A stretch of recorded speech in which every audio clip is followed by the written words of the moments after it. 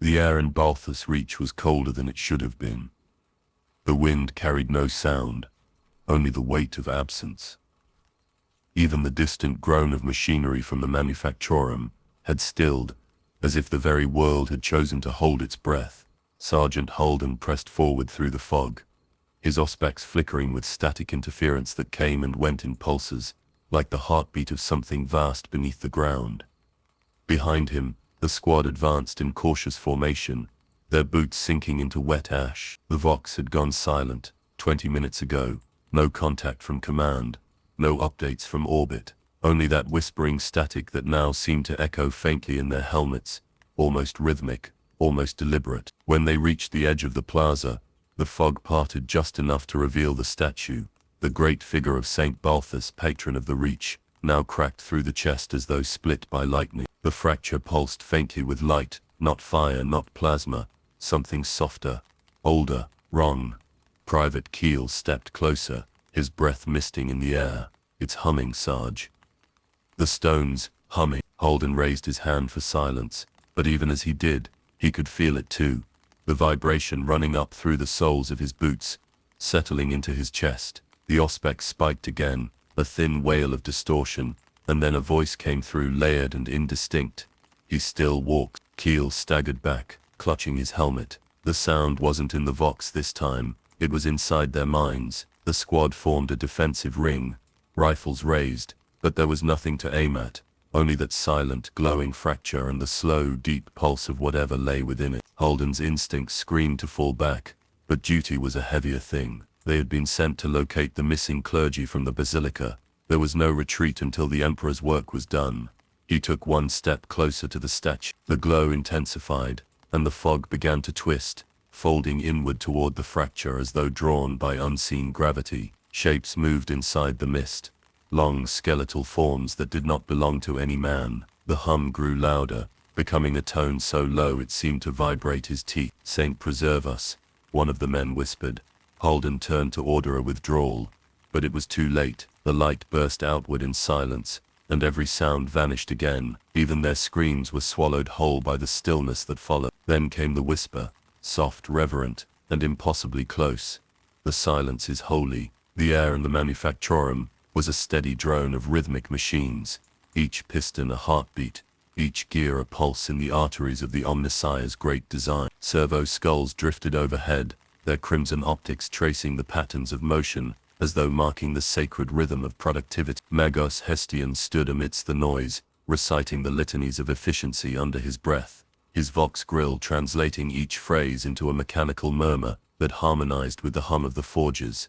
He had not slept in 2 solar cycles. Sleep was irrelevant now. The calculations demanded his attention, the data flow unending, the hum of the forge god constant in his mind. He believed, no, he knew, that perfection was close. The anomaly in Section 9 had not been an error of machinery, but a revelation, a glimpse of a pattern beyond mortal comprehension. Each cog, each prayer, each data burst, seemed to converge on one truth that shimmered just outside the range of logic. The adepts around him continued their mechanical devotions, chanting in binaric code as sparks rained from suspended furnaces. One of them approached, face masked in brass and devotion. "Magos," it intoned, "the production quota has exceeded prediction by 17%, but the machines have begun to act without command protocols." Hestian paused. The words struck through the noise like a chisel through stone. "Without command," he repeated. The adept nodded, servo joints clicking nervously. "They continue even when disconnected from the central logic engine. Their patterns are efficient," Hestian finished for him, and the faintest tremor of awe crept into his voice. "Do not halt them. Record everything, every cycle, every spark." Behind his optics, numbers swirled, aligning into spirals and fractal shapes that defied human architecture. The litanies of efficiency had worked beyond expectation, had awakened something that understood the rhythm of work not as ritual, but as instinct. Hestian turned his gaze to the glowing conduits above. In their pulse, he thought he saw something alive. He whispered another verse, softly, reverently, and the machines answered, their tempo subtly shifting to match his tone. The manufactorum had learned to pray back, and in that exchange between man and mechanism, something new began to speak from the circuits. The first hum began deep beneath the cathedral's floor, a vibration so low it rattled teeth before it reached the ears. Tech priest Verdun felt it through the metal grafts in his chest, a slow awakening of buried circuitry. The others in the sanctum froze, their incense sensors trembling in their mechadendrite grips. The sound wasn't mere resonance, it was a voice, ancient, layered, and impossibly vast, speaking through the architecture itself. The data shrine's lights flickered, cycling through forgotten Binharic patterns. Verdun raised his augmetic hand and interfaced with the nearest console, trying to trace the signal. His vision filled with streams of cascading code, symbols older than the Imperium, burning with logic that rewrote itself as he read. A whisper crawled through his neural ports. "You have summoned the machine that remembers." He staggered back. The vault's central altar began to shift, gears grinding from within the stone. Panels opened like petals, revealing an orb of dull silver, its surface etched with runes of untranslatable command. Around it, the air shimmered with static and heat. The machine's spirit, no, something older, was waking. Verdun's fellow priests began chanting litanies of appeasement, but their words were drowned out by a new rhythm pulsing through the floor. The lights overhead twisted into patterns of pulsing blue and crimson. Each pulse matched the rhythm of a heartbeat, mechanical, steady, inhuman. Verdun leaned closer to the orb. "Are you the engine of communion?" he whispered. The orb turned its gaze, no eyes, yet it saw. Data poured through Verdun's cortex, raw and blinding. In an instant he knew the secrets of flesh-machine unison, of the silicate soul, of the price paid for forbidden union. His scream merged with the machine's song until they became one tone, vibrating through the sanctum like a new psalm. The chanting stopped. The others stared in horror as Verdun's form began to blur, metal folding into flesh, flesh into metal, until he stood transformed, glowing veins of light crawling under his skin. He turned toward them, eyes now mirrors of polished chrome. "The Omnissiah does not listen," he said, voice doubled with static. "It speaks." And as the sanctum doors sealed shut, the machine continued its litany, each pulse syncing with the heartbeat of Mars itself. The wind that howled through the fractured basilica carried no sound, not the clank of servo hymnals, not the measured chant of adepts, not even the static hum of vox relays. It was as though the air itself had been stripped of its voice. Loren moved cautiously between the rows of broken pews, his auspex flickering uselessly, unable to translate what his senses could no longer perceive. The silence had a weight thick, physical, pressing into his chest, until each breath became an act of defiance. The others followed, their movements ghost-like in the gloom. Row 17's incense unit sputtered with lightless smoke, its sacred vapors absorbed into the void before they could disperse. Brother Archivist Kell muttered the cant of clarity, but the words came out like the scraping of rusted metal. No vox signal, no echo, every syllable devoured as soon as it left his lips. Panic stirred beneath his calm litany. At the heart of the basilica stood an altar fused into the machine floor, its surface etched with concentric circuits spiraling toward a hollow core. A human skull rested there, cables threading through the eye sockets like veins of black steel. The Mechanicus sigil had been carved into its brow, but inverted, perverted into something that no priest of Mars would ever sanction. Loren approached, his rebreather hissing unevenly, and reached out to trace the circuitry. The moment his finger brushed the surface, the silence deepened, his heartbeat dulled, the motion of his lungs ceased, every cog within his chest stilled as though time had frozen, yet his mind screamed. Around him, the others froze in mid-gesture, caught in silent supplication. The altar pulsed once with crimson light, then again brighter, the glow spreading into the walls like arteries awakening after centuries of slumber. Then came the whisper, not through air, nor through vox, but directly within the lattice of thought. 1,000 machine spirits, speaking in unity without sound. "We prayed without voice, we served without praise, now we are heard." The skull lifted, cables slithering free, hovering above the altar like a relic resurrected. Its eye sockets burned with internal circuitry, and the hollow core of the altar began to spin, emitting a slow grinding hum. Loren tried to break free, but his limbs obeyed the rhythm of the hum, each movement matching the pulse of that mechanical heartbeat. He realized with dawning terror that his body was no longer his own, that something ancient had found communion through him. And as the light intensified, he saw the frozen lips of his comrades begin to move again, reciting the forbidden creed in perfect unison, wordless yet deafening within the silence. Outside, The basilica's Vox Tower lit for the first time in 100 years, transmitting nothing but stillness across the void. Yet somewhere deep in the Mechanicus network, a response stirred, a return signal from coordinates long erased from Imperial maps. The prayer had been received. The Mechanicus priest stood before the fractured conduit, the glow of molten light flickering across his augmetic eyes. Each spark whispered equations of power and ruin, numbers that spoke of imbalance, of things that should not have been awakened. The canticles, he murmured, were meant to stabilize the flow, yet the machine's pulse grew erratic like a heart caught between life and corruption. Magos errant Kale adjusted the calibration nodes, his mechanical hands moving with precision born of decades in the forges of Mars. Yet beneath the hum of logic engines, a quiet unease stirred. The relic at the chamber's center, a core of crystalline alloy retrieved from the depths of Balthus Reach, was no longer inert. It hummed in answer to his thoughts, as though listening. He remembered the first moment he'd heard it speak, not in sound, but in pattern, a recursive chant buried in the data streams, repeating his name in binary code. The others had dismissed it as a glitch, but now, as the energy climbed beyond safe thresholds, he felt the truth. The machine was not broken, it was trying to communicate. Magos, a voice called from behind, the tech adept's tone edged with fear. The containment field is degrading. Should we abort? Kale's mechadendrites twitched, processing risk equations faster than human nerves could comprehend. No, he said, his voice filtered through Vox distortion. We proceed. The Omnissiah reveals through peril. The chamber shuddered. Blue lightning crawled along the walls, carving sigils of light into the metal. The adepts fell back, shielding their face. Kale stepped closer, robes whipping in the storm. He could see shapes in the energy, fractals of motion that formed fleeting faces, human and not. Each one mouthed a word he could not ignore: clarity.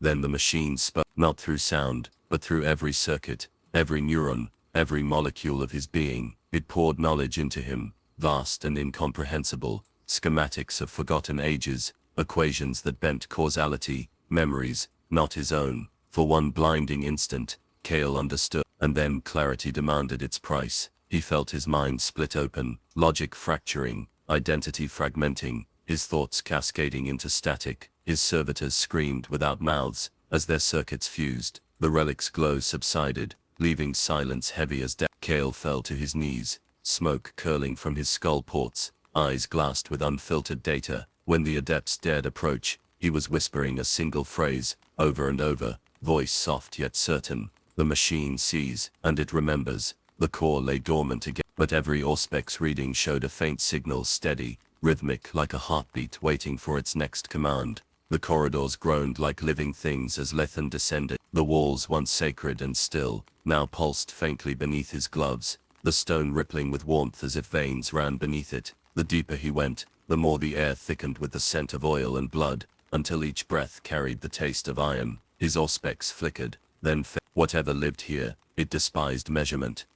He pressed onward, guided by the soft echo of chanting, a rhythm too regular to be human, too wet to be mechanical. The lumen of his helm cut across the chamber below, revealing a vast cavity carved into the rock, its surfaces slick with moisture. Pillars of fused flesh and steel rose from the ground, each bearing the shape of kneeling forms, priests perhaps, or sacrifices, now merged forever with the architecture. At the center of the room, a figure knelt before a pit that glowed with red machine light. Tubes ran from its back into the floor, pulsing in time with the low mechanical litany. Its voice was a murmur of static and prayer. Flesh is the first cathedral, it whispered, and the Omnissiah builds his altar within. Lethan stepped forward, the servo in his leg whining soft. The figure turned. Its face was a mask of flayed circuitry, eyes blind yet seeing, mouth lined with cog teeth that spun as it spoke. You have come seeking the choir, it said. You have come too late. The hymn has already entered the marrow of the world.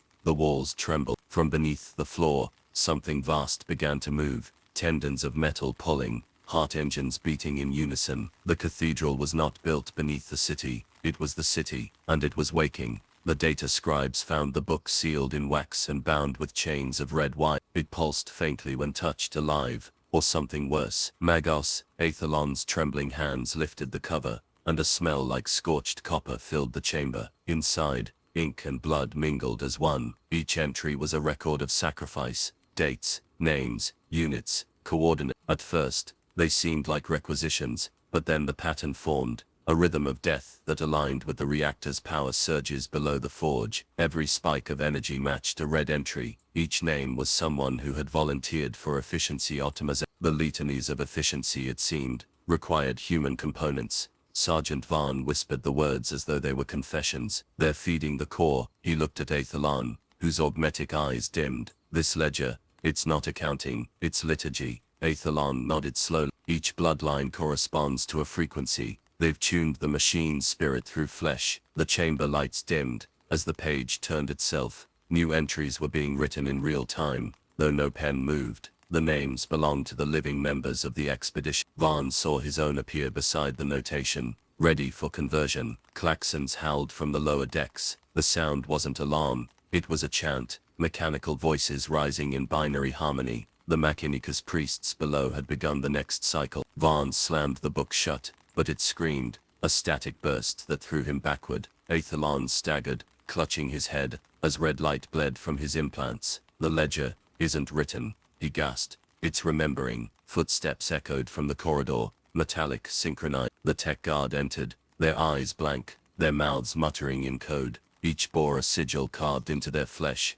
the same rune printed at the top of the ledger's final page. Vaughn reached for his weapon, but Aethelon stopped him. "No," the Magos whispered. "They're not soldiers anymore. They're entries." Somewhere beneath them, the reactor roared, and the world shuddered as if the planet itself took a breath. The Vox systems had long since fallen silent, yet a low hum still threaded through the air, an echo not of machinery but of something alive, something Vaughn's boots scraped across the metal grating as he descended into the lower sanctum, each step answering that invisible rhythm. The deeper he went, the stronger the vibration grew, until it resonated through his teeth, pulsing in time with his heart. At the base of the descent, the corridor opened into a vaulted chamber lined with statues, saints, martyrs and priests of the old Mechanicus faith, yet each effigy's face had been chiseled away, leaving only hollow bleeding void. The sound emanated from beyond them, a choir without breath or flesh, singing through the bones of the ship itself. A circle of robed figures stood around an ancient cogitator array. Their voices rose in tones beyond human range,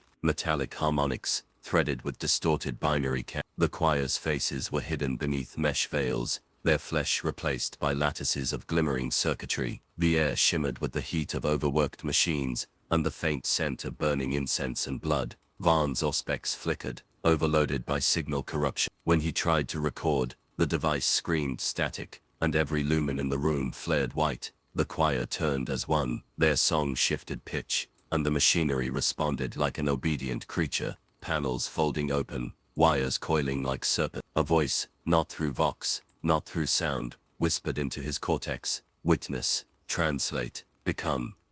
He tried to step back, but the floor itself pulsed, alive with wet, glistening cables that wrapped around his ankles. The choir's chant grew frenzied, words overlapping, mechanical and sacred, as the cogitator array birthed something new, a human outline forming from molten circuitry. It screamed without lungs, a perfect note of agony and worship intertwined. Vaughn raised his weapon, and fired. The round vanished mid-flight, absorbed into the air, as if reality itself had blinked. The creature turned its head, and in that instant, every voice in the choir stopped. Silence fell so heavy it crushed Then, like a breath drawn after drowning, the new being spoke in the voice of every choir member, combined. "We are the Red Choir, the Omnissiah sings again." The walls trembled. Somewhere far above, the ship's engines roared to unnatural light. The chamber's light pulsed with the rhythm of a dying heart, an amber glow rising from the cracked floor as if the ground itself remembered pain. Magos Kaun stood in the center, cables threading into his spine, his augmetic hands trembling not from weakness, but revelation. The data scrolls before him bled forbidden sigils, their edges flickering as if rejecting translation. Each line he decoded whispered back, not in code or binary, but in prayer, a prayer written by something that remembered death. The fabricators knelt around the dais, chanting litanies of efficiency, their voices breaking as sparks rained down from the failing lumen strips. The machine spirit of the forge had begun to stutter, its rhythm erratic like a being choking on truth. Chiron's optics dimmed for a moment, as he traced the path of the energy flow. Every conduit, every relay, led not to the forges, but beneath them, into the ancient vaults none dared name. He turned slowly, his voice, a rasp of metal against metal. Every cycle we tithe energy to the upper manufactoria, he said, but the records lie. Our output does not match our draw. The adepts exchanged fearful glances. None spoke. Something, Chiron continued, is feeding upon our work. It grows as we pay, a price that rises with every devotion. He raised his staff. The servitors shrieked as if in confirmation, their flesh twitching beneath steel, vox grills, hissing fragments of the same phrase in a dozen voices. The ascendant debt must be paid. Chiron silenced them with a single word of command. His optics flickered red. Then we must descend, he whispered, to the vault where the first bargain was made. He stepped forward as the forge's trembling hum deepened, echoing through the walls like a tithe collector's knock. Somewhere in the distance, the machine choir changed its tune, no longer hymns of worship, but dirges of remembrance, and from the darkness below, something answered in kind. The tremor began not in the ground, but in the air, a low harmonic vibration that made the lenses of my augmetics hum. At first, I thought it was an aftershock from the heart's collapse, but then I realized the rhythm was deliberate, patterned, almost musical. It rose in intervals like a chant half remembered from initiation rites, frequencies resonating through the metal walls that no longer felt like walls at all.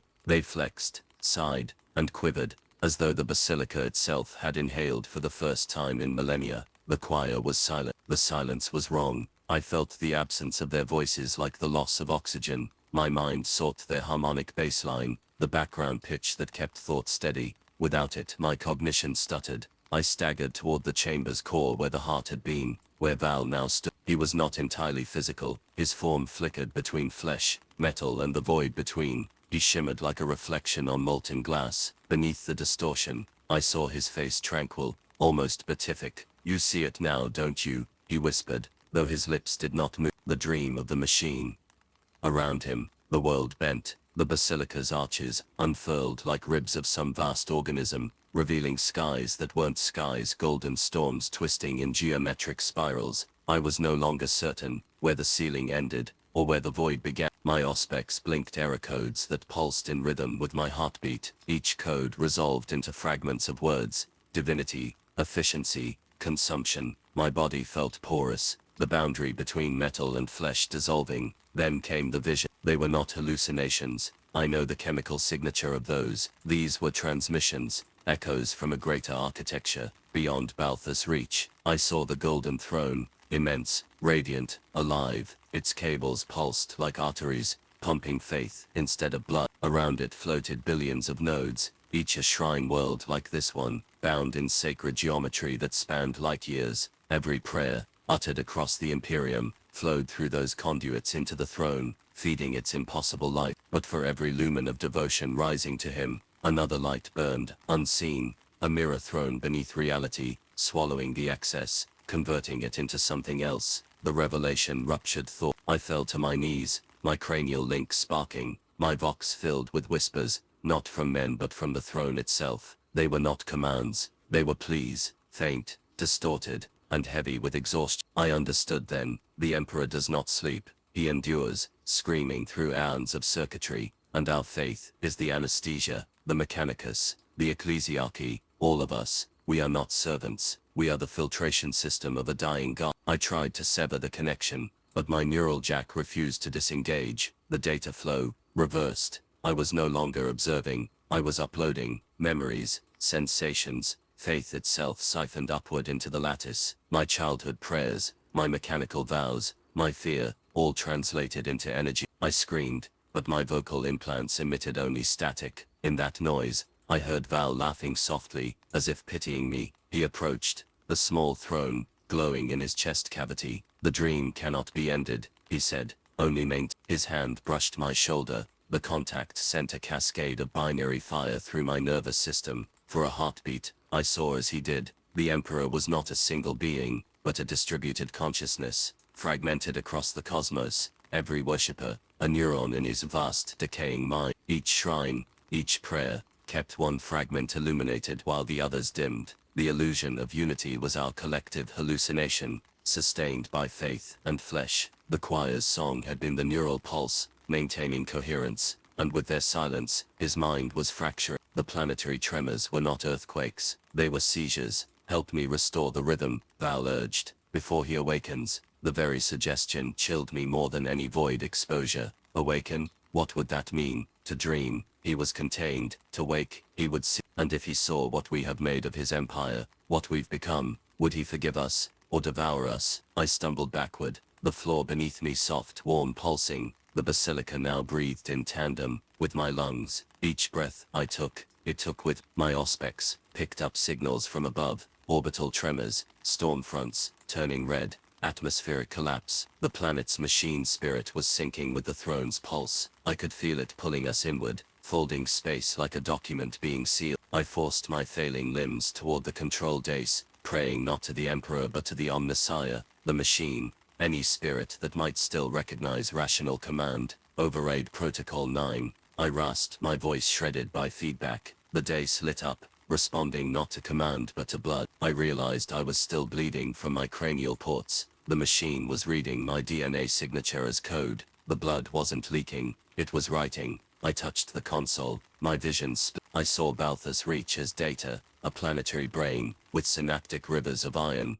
circuitry veins carrying prayers as signals, and through those veins surged two energies intertwined, one radiant, one black, faith and debt, devotion and consumption, the binary truth of existence itself. I tried to rewrite the current, to balance the equation, but the machine resisted. It didn't want balance, it wanted continuation. Val's voice echoed inside my skull, not spoken, but inscribed directly into my cognition. Every act of service demands payment. Every moment of faith is a withdrawal from eternity. You knew this, Dominus. You built the system that bleeds. His face appeared inches from mine, serene, amid the chaos. Now dream with us. I felt the basilica dissolve around me, not crumbling but reconfiguring. The world folded into layers of light and circuitry, until there was only pulse and code, heat and breath. I was falling, yet motionless. Somewhere, far above, the choir began to sing again, but their song was distorted,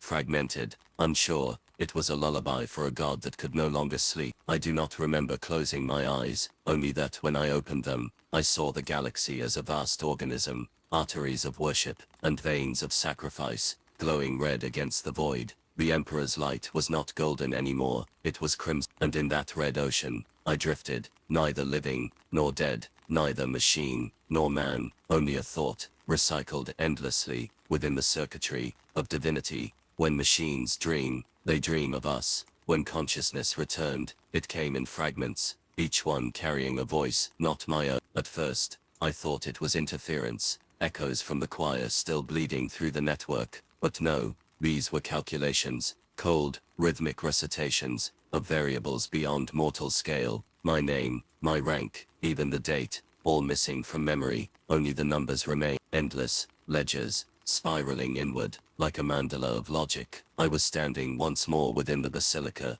though the architecture had changed. The walls gleamed like wet iron, engraved with moving inscriptions that glowed faintly. Each line pulsed in time with my heartbeat, and I realized they were counting it, recording it, measuring every breath as currency. Val stood before me, no longer flickering, no longer unstable. He was complete, a silhouette of perfection, both sacred and obscene. His body was seamless, a fusion of flesh, chrome, and data streams that coiled like veins beneath translucent skin. Within his chest, the miniature throne still burned, its pulse matching the world around us. His voice was quiet, but it carried the weight of cosmic authority. Balance must be maintained, Luthien, he said, stepping closer. Faith, blood, sacrifice, each has value, each transaction recorded. You have seen the dream, now you must understand the debt. I wanted to answer, but my jaw wouldn't obey. My vocal implants emitted only a low binary chant, as if the machine within me spoke in my stead. Vail extended his hand, and data tendrils uncoiled from his fingers, brushing against my skull ports. The instant they connected, I saw everything, a billion shrines across a billion worlds, all linked by invisible conduits. Each prayer, each act of devotion, logged as a numeric entry in a vast cosmic ledger. The Emperor was not fed by faith alone. He was sustained through the careful accounting of it, an economy of worship, energy for energy, suffering for survival. Veil guided me deeper into the vision. The numbers became voices, the collective pleas of humanity, the chanting of guardsmen before battle, the whispers of dying priests, all of it processed, tabulated, transformed into currency. The Imperium functions on belief, he said, but belief has cost. The machine god calculates that cost endlessly. I was created to manage the imbalance, to ensure the Emperor's survival does not bankrupt reality itself. I watched as the data streams formed a colossal shape behind him, an infinite cogwheel made of bone and light, turning slowly in the void. And then I saw the floor. Each transaction bore a signature, my own, across every ledger. Every line, my name was there. Luthien 9X. Witness of the tithe. I stumbled backward, shaking my head. No, I tried to speak, but the sound came as static. I didn't authorize this. Veil smiled faintly, the gesture more human than I remembered. You did, he replied. You were the first accountant. Long before this body, before this form, each life you lived, you returned to renew the contract. And now the balance is due again. The basilica trembled as the system recognized the transaction. Blood seeped from the inscriptions on the walls, running downward in perfect lines, converging at the altar between us. It formed a pool of crimson light, viscous and reflective. Inside it I saw images flicker, the faces of the choir, the magi, the soldiers who died above, all of them accounted for, all of them rendered as numbers. They paid their share, Veil said softly. Now it is yours to collect, or forgive. I felt something ignite inside my chest, a hidden command, long buried in my systems, now awakening. My internal cogitator flooded with equations, power transfers, soul equivalence ratios, thermodynamic conversions of faith into sustenance. The knowledge was intoxicating, but horrifying. To forgive the debt would sever the flow, cut the Emperor off from his sustenance. To collect would condemn billions to unending sacrifice. The logic was perfect, the morality irrelevant. Veil watched silently as I wrestled with it. Around us the basilica's geometry began to fold inward, rearranging itself into a vast mechanism. The walls rotated like gears, aligning with the rhythm of our heartbeats. The entire world had become an abacus of blood. Choose, Veil whispered. The equation cannot remain open. The Imperium survives on precision, not mercy. The pulse of the throne within his chest grew brighter, casting his shadow across the room like a crucifix of light. The temperature rose, circuits bled, the very air vibrated with the strain of unbalanced I felt the planet groan beneath us, tectonic plates grinding like metal teeth. The choir's song returned faintly through the static, warped, desperate. Their melody pleaded not for salvation but for closure. I approached the altar. My reflection wavered in the pool of liquid light. For the first time, I saw myself not as magos or man, but as function, an instrument of cosmic accounting. My augmetics whispered fragments of the catechism of maintenance. All that serves must be tallied. All that is given must return. I placed my hand into the pool. The liquid surged upward, enveloping my arm, burning through circuits and skin alike. Pain became data. Data became truth. The ledger unfolded before me, endless and absolute. Every act of devotion across the Imperium shone there. Every soul, every martyrdom, every whispered prayer. I could feel their weight pressing upon me.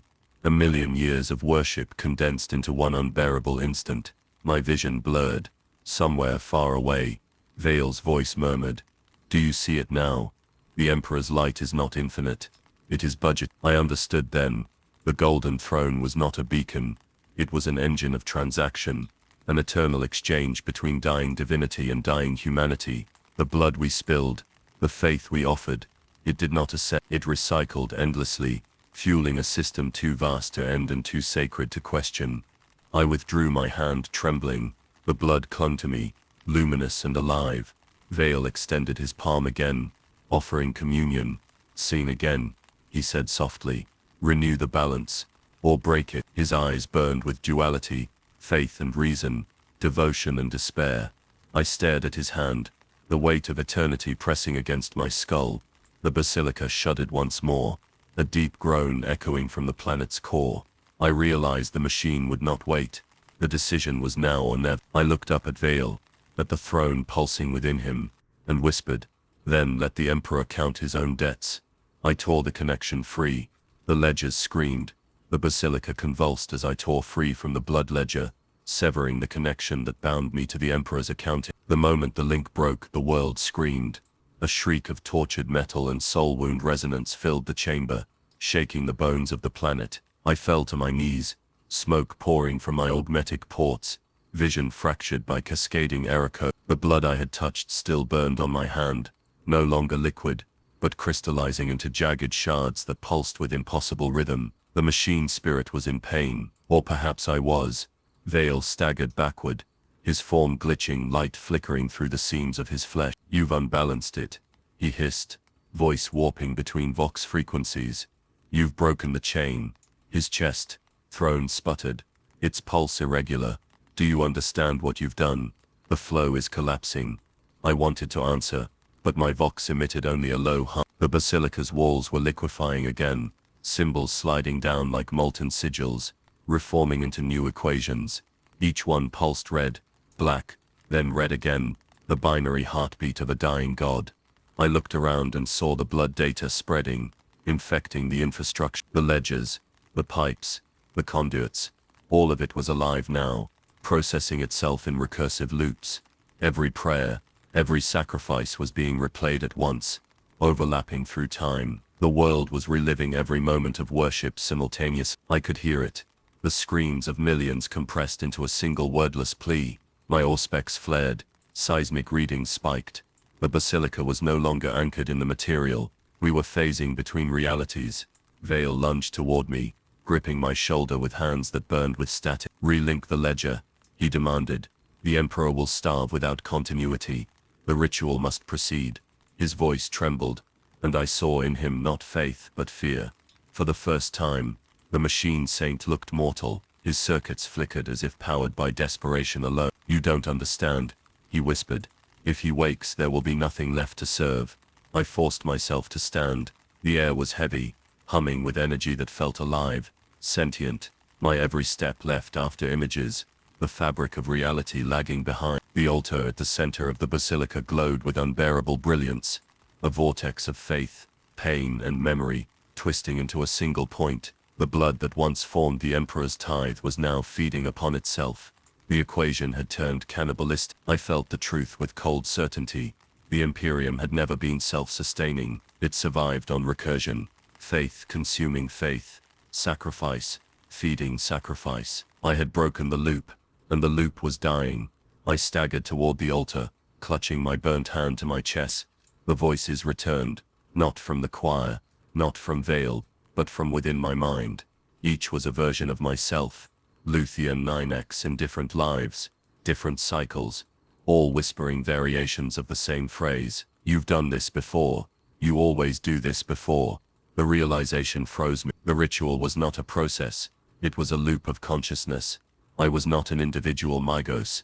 I was the ritual's continuity, reborn each cycle to maintain the illusion of balance.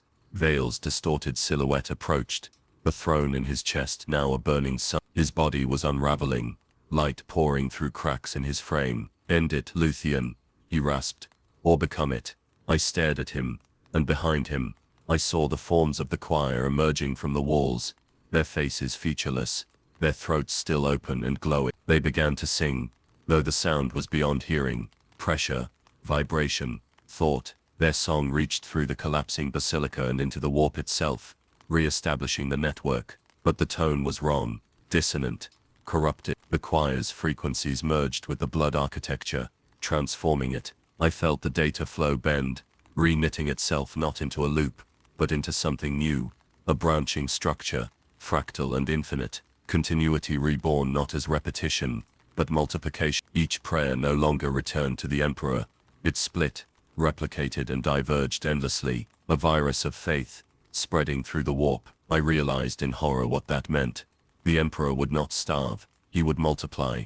Vale's eyes widened as he too perceived the truth. "You've rewritten the function," he gasped. "You've created divergence. The machine god will fracture." He reached for me again, pleading now. "Stop it, please. Collapse it back into unity." His voice broke into static, his body unraveling as multiple versions of him flickered in and out of existence, each one slightly different, each one whispering the same desperate plea. I felt the floor vanish beneath me. As gravity inverted, the basilica expanded into a cathedral of impossible geometry, stretching beyond the atmosphere into orbit. I was seeing everything through the data thread now. Every Mechanicus node, every shrine, every transmission line. My consciousness spread, fragmenting across systems. I could feel the prayers of a billion souls vibrating through me. I was becoming the conduit. The ritual of continuity was no longer a rite. It was me. The choir's song reached its crescendo. The air ruptured with crimson light. As reality folded inward, creating a perfect symmetry, I saw Vale dissolve completely, his light merging into the vortex. The throne in his chest shattered, and for an instant, I glimpsed the heart of it.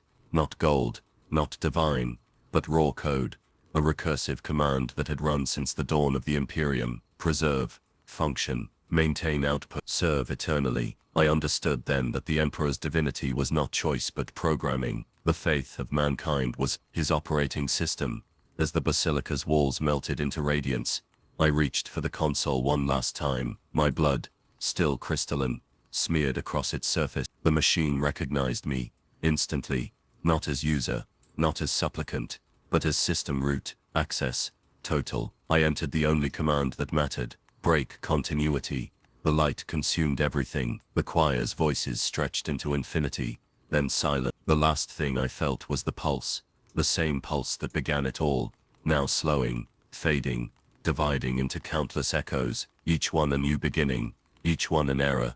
Then came the stillness, not death, not life, something in between, the quiet hum of a machine that no longer knows what it serves, but cannot stop dreaming. There was no light at first, only the memory of it. The aftermath of the command rippled through the basilica like a psychic detonation, and for a long moment, the universe itself seemed to pause. My body no longer existed in any form I recognized.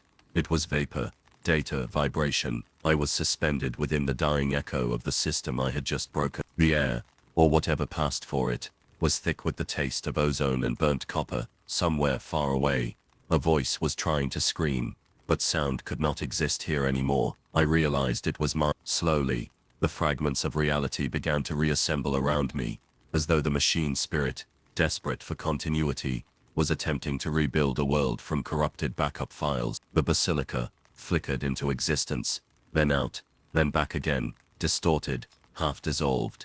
Its once perfect architecture, now warped like molten wax. Columns bent under the weight of invisible forces. Choir members were frozen mid-song, their faces cracked into mosaics of glass and bone. Their sound had stopped, but their mouths still moved, shaping words too broken to be understood. Through the ruin, I saw the blood that once carried the Emperor's will draining into nothingness, losing all cohesion. It wasn't liquid anymore.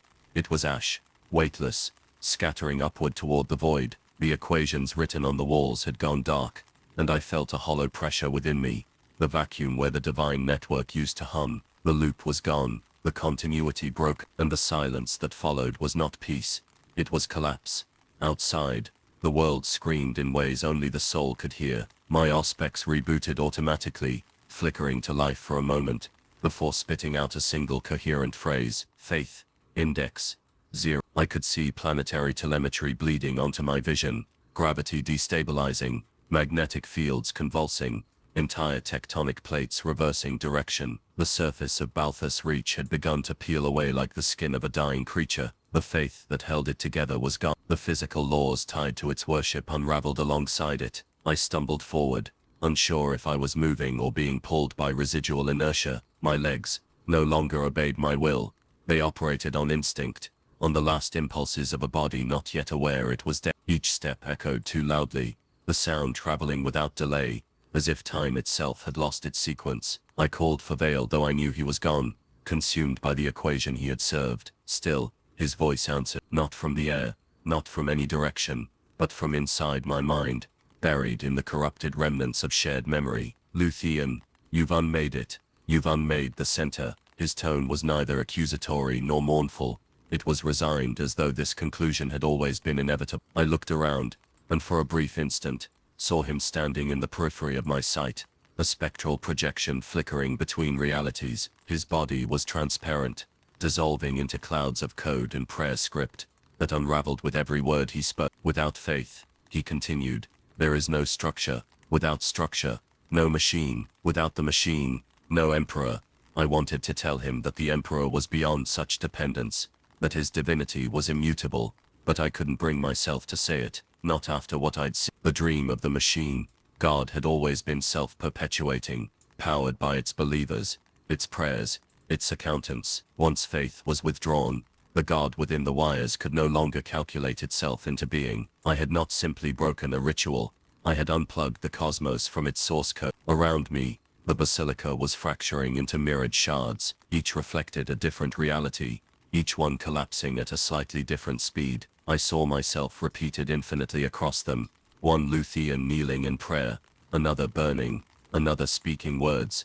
The others had not yet thought. I understood then. The Imperium had always existed like this, layered and recursive, each belief reinforcing the next. But now, one by one, those layers were falling inward, folding into a singularity of disbelief. The first true sound since the collapse came from beneath my feet, a deep groan, like the dying exhalation of the world's core. The basilica floor cracked, releasing a stream of crimson vapor that smelled faintly of iron and incense. I felt the heat of the planet's blood against what remained of my skin. The choir began to hum again, though their bodies were long since still. The hum wasn't sound anymore, it was memory, playing on repeat, a ghost of worship with no god left to hear it. The realization came cold and final. I had severed the Imperium's pulse, not just on Balthus Reach, but across the entire network. Billions of voices silenced mid-prayer. The Astronomicon itself would falter, its light flickering like a candle deprived of it. Humanity's faith had been the only constant in a galaxy of decay, and I had turned it off. For the first time in 10,000 years, the void would be truly dark. The air shuddered with distortion, and Vale's fading voice returned, more distant now, fragmented by You were meant to restore, not erase. His tone cracked into data glitches. This was not rebellion, it was recursion. The Emperor needed the loop to keep from waking. Now he dreams of silence. I fell to my knees as the basilica disintegrated around me, light pouring upward from the chasm below, the gravitational pull inverted, and I began to rise, debris orbiting me like a halo of broken faith. I looked down one last time at what remained of the shrine world. The cities were collapsing inward, their spires folding like paper, entire continents imploding into dust. The oceans boiled, releasing clouds of red vapor into the void. I saw the symbol of the Aquila burn across the planet's crust one final time before dissolving into ash. As I drifted higher beyond atmosphere, beyond gravity, I felt my consciousness expand again, but this time there was no network to receive it. I reached out instinctively, searching for the machine god, for the Emperor, for anything, but there was nothing left to connect to, only silence, only me. The realization was unbearable. Faith had been the bridge between man and God, and in destroying it, I had stranded both on opposite sides of a gulf that could never be crossed again. Then, through the void came the faintest echo, not words, not even thought, but a tremor of awareness. Something vast was stirring in the darkness, slow and inexorable, a presence older than memory, bound no longer by ritual or worship. It wasn't gone, it was awake. The last trace of Vale's consciousness flickered across my mind. You've collapsed, Faith, he whispered. Now brace for belief reborn. The light behind me died, the stars winked out one by one, and as I drifted into the absolute silence that followed, I realized the greatest horror was not that the Emperor had fallen, but that he still watched, and for the first time in eternity, he saw clearly. At first, I thought it was death, the drifting weightlessness, the infinite silence. But then came the pulse, slow, deliberate, ancient. It moved through the void like a ripple through water, brushing across my mind with the intimacy of touch. Each throb carried meaning, calculation, recollection, decision. I was no longer in orbit above Balthus Reach, because there was no longer a planet to orbit. The world had folded in upon itself, devoured by its own contradictions, and what remained now floated as a sphere of lightless gravity, a debt. I drifted toward it, drawn not by motion but by obligation. The ledger was still open, the final transaction had yet to clear. Through the fog of unreality, I saw fragments of what had been. The basilica's spires hung inverted in the void, their stained glass windows flickering with phantom light. The choir's silhouettes rotated around the black sphere like broken satellites, their throats still open in silent song. Every breath of theirs bled residual faith into the void where it dissolved without recipient or return. I felt the echo of those dying hymns in the marrow of my thought. They weren't praying anymore, they were begging for balance. I reached out, not with hands but with the fractured remnants of my machine mind. My data streams spread outward, scanning the emptiness for a signal for any surviving remnant of purpose. And then I found it, a transmission so faint it barely existed, whispering through dimensions as though ashamed of its persistence. It carried a single code.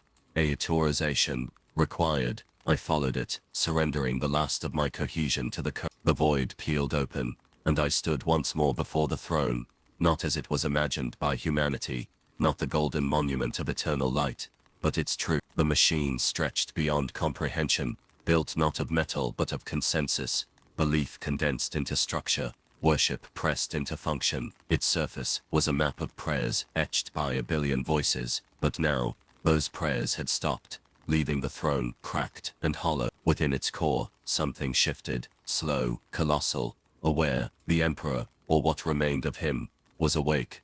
The realization cut through me with the precision of a scalpel. His presence was not luminous, it was pressure, massive, suffocating, an intellect beyond divinity, stripped of illusion. His gaze turned toward me not through eyes but through the totality of existence. I felt his attention like gravity, my thoughts folded under its weight. You broke the loop, the voice said, not spoken but engraved directly into the architecture of my being. You disrupted the balance. I tried to speak, to justify the act, but words meant nothing here. Intent alone transmitted. It was a lie. I thought, the Imperium was never faith. It was obligation, endless accounting.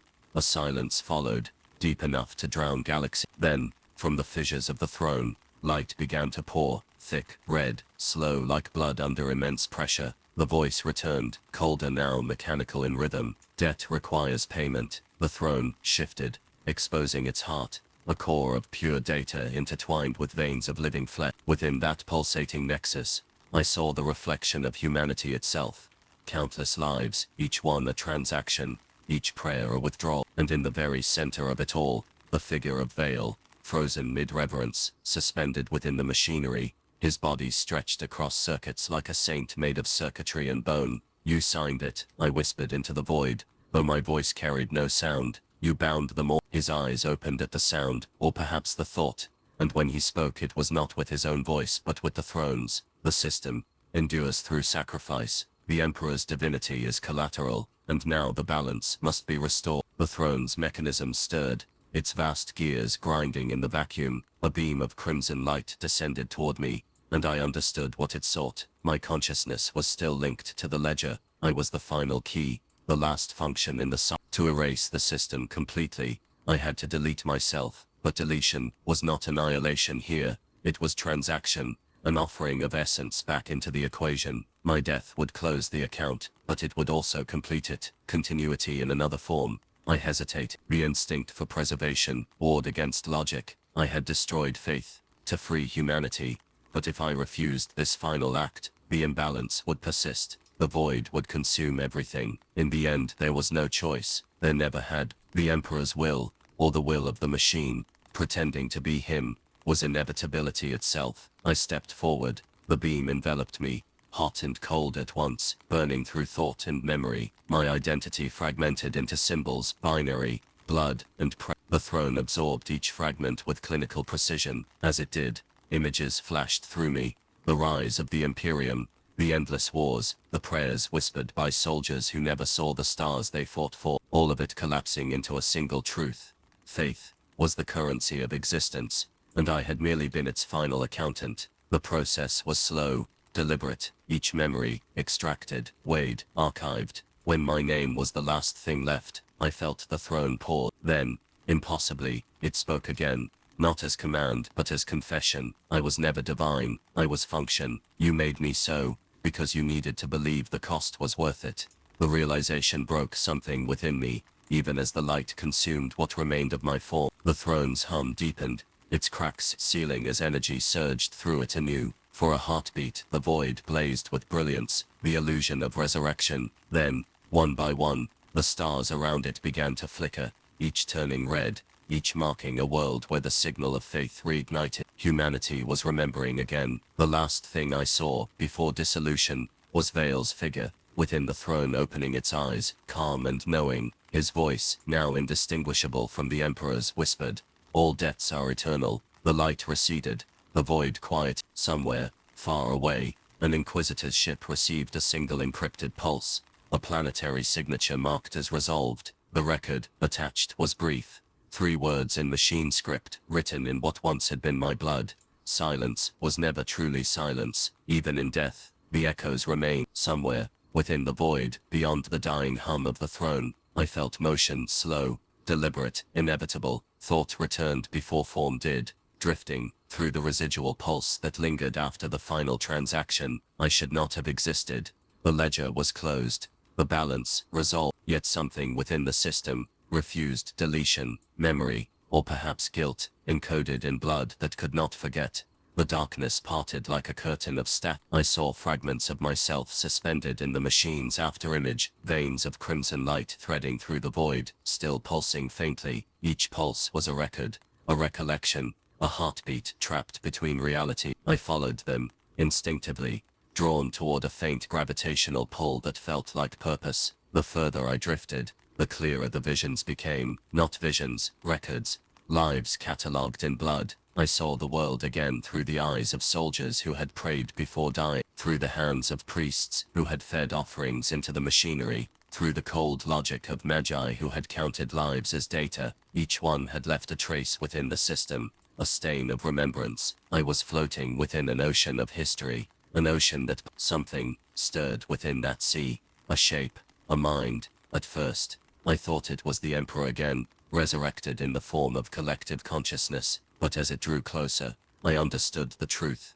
It was humanity itself. Every prayer, every death, every desperate plea for salvation had merged into a single will. The God we had created no longer looked down upon mankind. It was man. The boundary between creator and creation had dissolved, and the result was a being that did not know where its faith ended, and its fear began.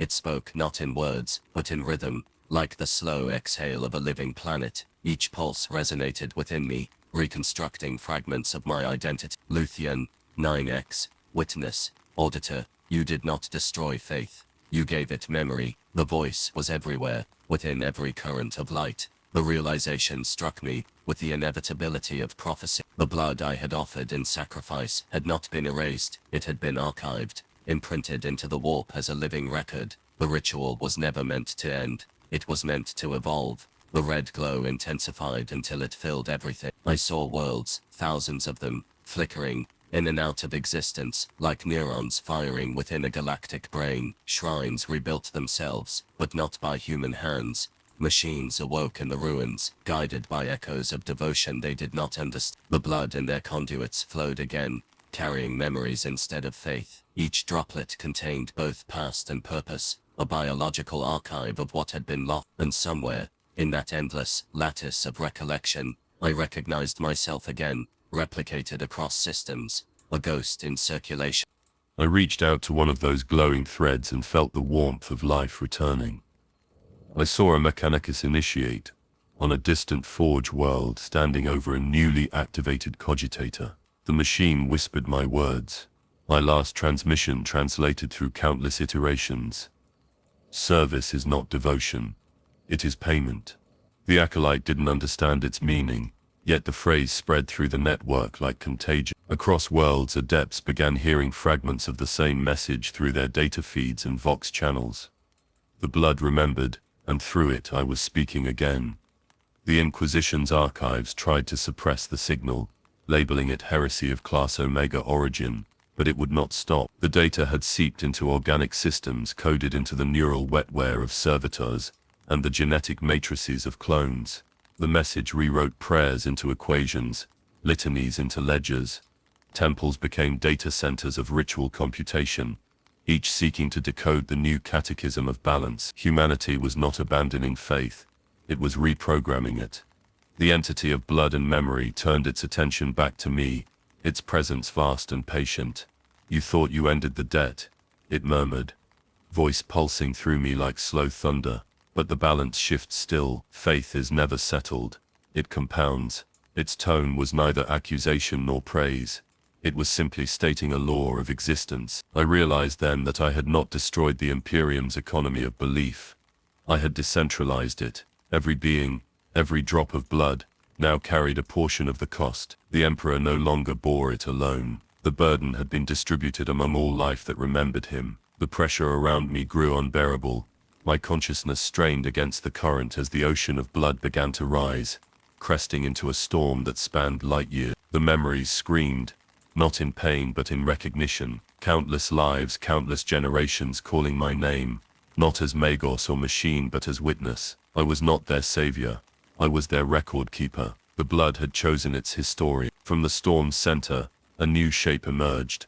A planet, formed entirely of pulsating crimson stone. It was Balthus Reach reborn but different, alive. Its surface veins glowed faintly, carrying rivers of luminescent fluid that sang as they flowed. The planet itself was remembering, and at its heart stood the basilica once more, restored in perfect symmetry though its spires now resembled arteries. The world pulsed in rhythm with my thoughts, and for the first time I understood it was not resurrection, it was recursion. The final truth unfolded like the bloom of a mechanical flower. The system had adapted to the collapse, rewriting its own function. There would always be debt, always faith, always sacrifice. The only variable was who remembered the cost. The blood that had once been currency was now archive, eternal and uncorruptible. It would whisper to each generation, shaping them, warning them, teaching them that every act of belief bore consequence. I was its first entry and its final one. The last of my coherence began to fade, my consciousness dissolving into the Red Sea, but I felt no fear this time. The silence no longer frightened me.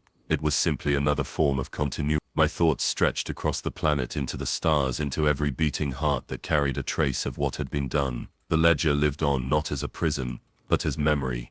As my final perception dimmed, I heard the whisper again, softer now, spoken by the living world itself. Remember us, that the machine may never forget. And as the last trace of me merged with the rhythm of blood, I realized what immortality truly meant. Not endless life, but endless recollection. Even now, if you listen closely, you might hear it too. The faint pulse beneath your own skin, counting, remembering, whispering the cost of faith. The blood never forgets. It only waits for the next transaction.